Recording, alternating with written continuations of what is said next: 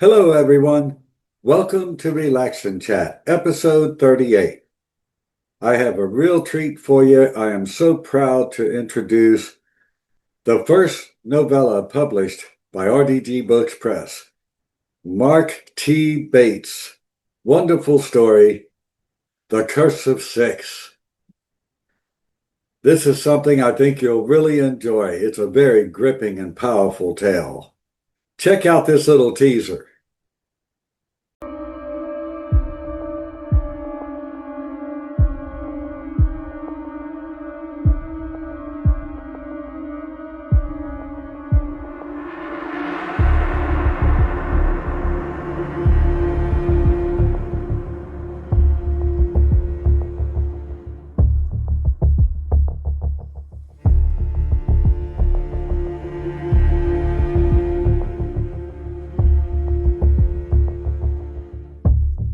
It is a great honor to introduce the author, Mark T. Bates. How you doing today, Mark? Very well, thank you, Rod. Yeah, pleasure to be here. Thanks for inviting me on. Oh, it's a thrill to have you. Very, very, very exciting. Your new book coming out. Can't wait to hold it in my hands. I'm sure you feel the same way. Absolutely. Yeah, a lot of work went into that, and it's going to be fantastic. I hope I so. I think I'll probably go ahead into the questions. I had some pretty interesting questions. Can't wait to hear the answers. So the first thing I have to ask you is what inspired this awesome story? Okay, so The Curse of Six releases 30th of September, next Wednesday, I believe. I think it started with the character for me. We kind of meet him at the very beginning of the story. He is a young man, totally kind of beaten down and on the edge, quite literally. Um, and I wanted to explore the background as to what it was that brought him to that point. And then decided from a linear point of view that I'd start the story there and then we would go back and flashback and kind of join the dots really. And I've written about the kind of key points in his life that brought him to that point. Yeah. And I think the book really is just, it's him, it's that character, you know. Ah, fantastic. Yeah, I really enjoyed the main character in the story. Uh, he's both kind of strong and kind of very fragile, and it's a cool mix. I like that a lot. Yeah, I mean, he's a very young man. When we go back in time, you know, we meet him when he's 6 years old and he has a lot of tragedy in his life that he has to deal with. So yeah, he's definitely fragile from that point of view.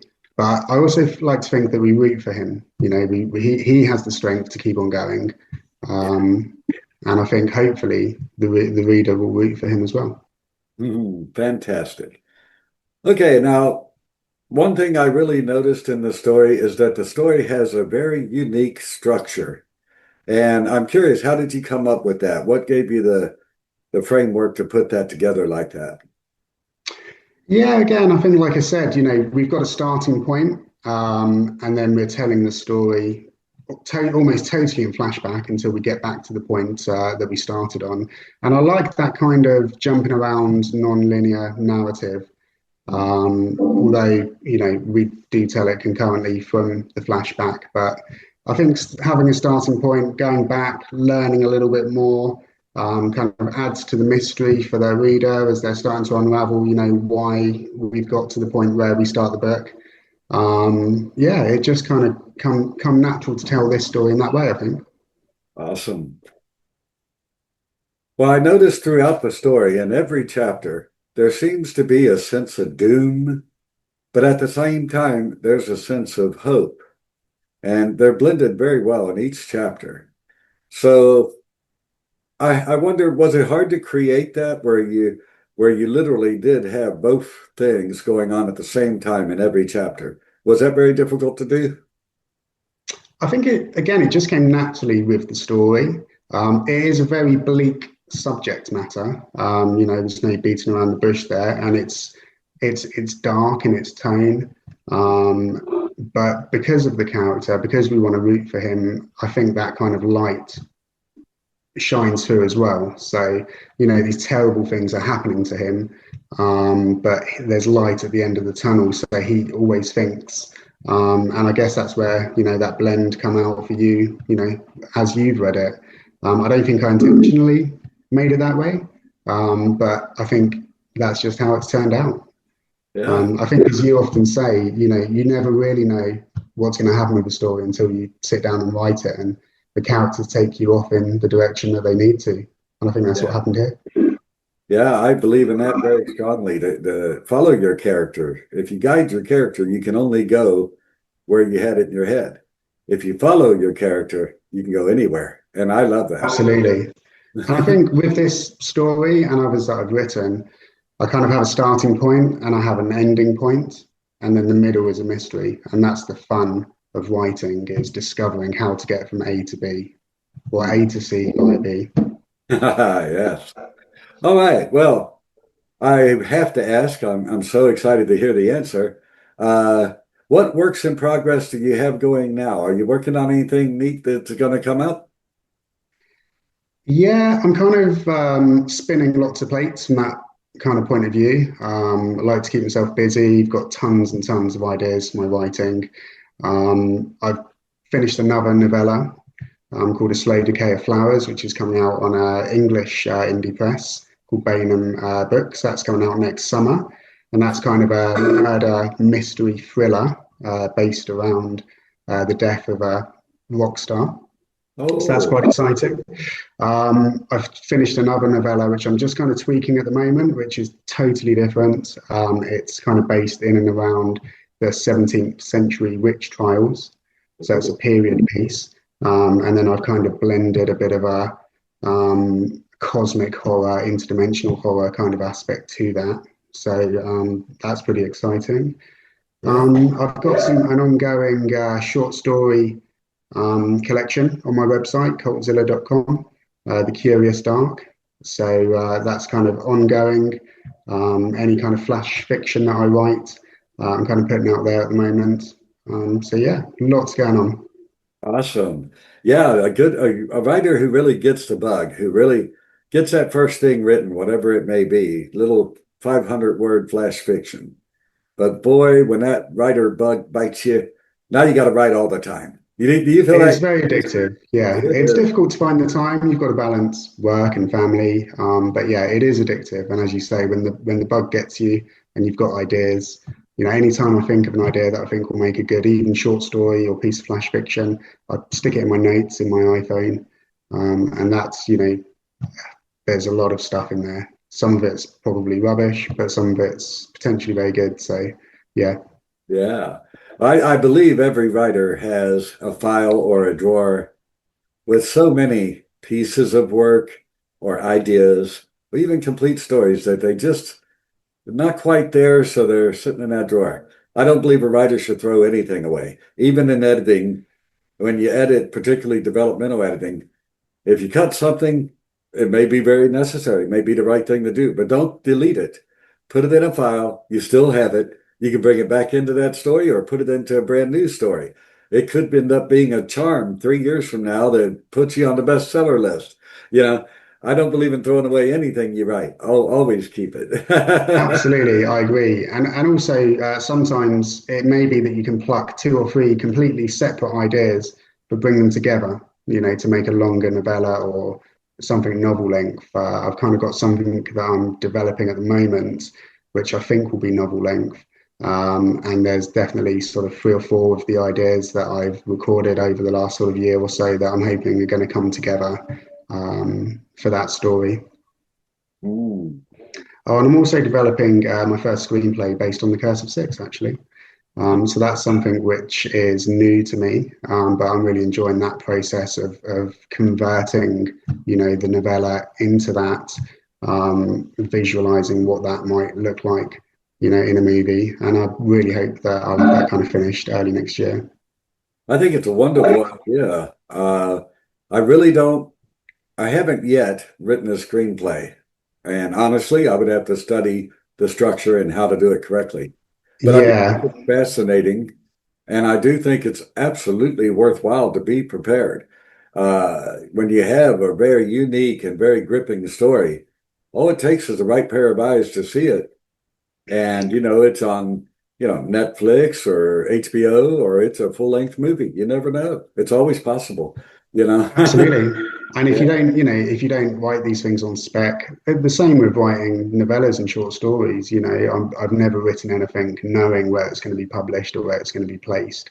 It's just a question of writing it and then, kind of seeing where it goes from there. yeah, Obviously I'm hoping A24 are going to pick up my screenplay because I think they'd be perfect. But hey, maybe Hammer Horrors. yeah, yeah. You never know. Yeah, I believe shoot for the stars. If you land on Absolutely. that, Aim high, try your yeah, best, work hard, see where it takes you. yeah. If you land on a mountain, you got really far. The only way to Absolutely. truly fail is just simply not to try. You got to go for it. I really believe in that very strongly. So the next segment of our show, I really like to do this because I tend to guide the show a little bit with my questions, but I like to give the author an opportunity to speak directly to the audience, and you can share anything you like. So the stage is yours, my friend. Okay, thank you very much. Yeah, well, like we said, Curse of Six comes out the 30th of this month. It's actually my debut printed novella, so it's a really exciting sort of landmark moment for me. It's been a really interesting experience going through the whole editing process with yourself and seeing how, you publish a book from sort of start to finish. That's been really cool. I do have quite a few short stories that have been, hosted online in various different places. And like I said, working on my own flash fiction series, The Curious Dark, on my own website, which is www.cultzilla.com.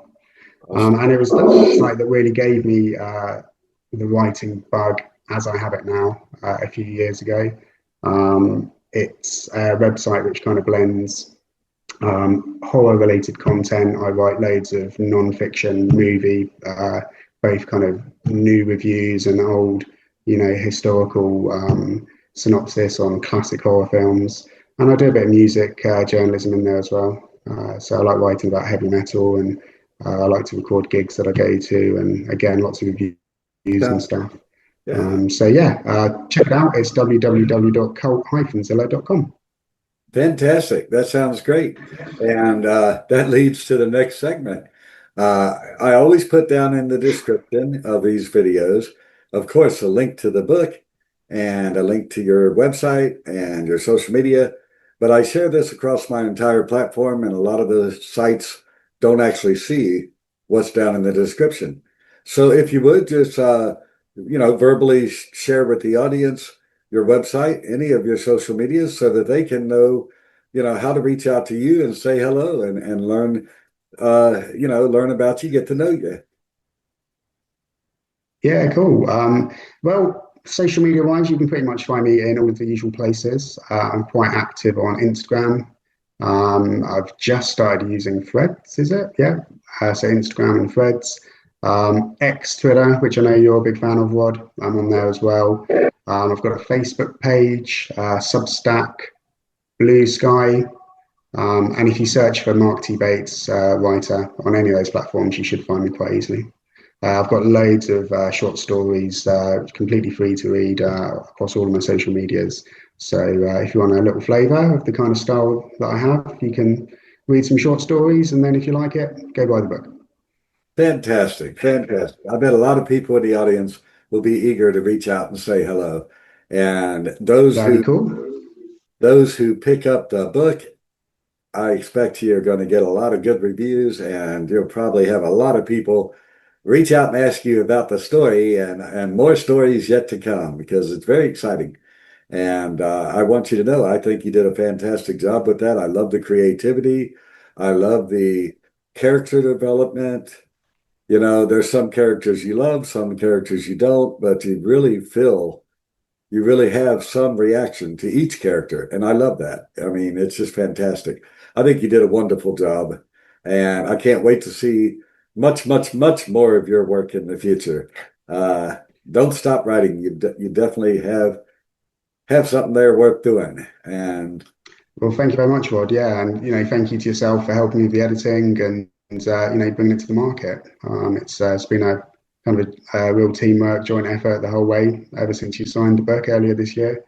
So yeah, plenty more to come, I hope. Yeah, I really do believe in collaboration. Our work proves it beyond a doubt, but I do it with all authors, and a lot of presses don't. Most presses, the author has very little say in anything. A lot of them, you get the cover that their artist makes. That's it. A lot of them, editing is limited to a very quick line edit. And, that's all fair and good. Everybody got their own path, writers and publishers. But I feel, and I think you would agree after our working together, the collaboration is what makes the book the very best that it can be. Because as your editor, I had some good ideas. As the author, you had some great ideas. But as we collaborated and worked together, we took it to newer heights, fantastic places neither one of us would have thought of on our own. And that's why I'm so heavily and truly believe in collaboration and working together as a team. And I found working with you to be an absolute pleasure. A good, hard-working, dedicated writer who really cares about his career. I couldn't ask for more than that. Yeah, that's good to hear. Yeah, and it's been a good process. I think every writer they need that second pair of eyes to dissect the work, come back to them, maybe suggest that paragraph we don't need it, it doesn't work, or I would like you to expand on that aspect of it. And there's been some good back and forth. So you've sent me suggestions, I've done some rewrites, sent them back to you, we've tweaked back and forth. And I think, personally, it's a great way to go. Oh yeah, yeah. I think there's no better way than to really work together as a team. And I want to say very publicly and very clearly, I really enjoyed working with you. Absolute pleasure, sir. Thank you very much. Yeah. I appreciate that. Well, ladies and gentlemen, I wish I had a whole bunch of time, but as is true with every episode of my show, well, they got to come to an end eventually. And this has been episode 38 of Relaxing Chat. And I sure hope y'all enjoyed it. Mark, an absolute pleasure to have you on the show. An absolute pleasure to work with you.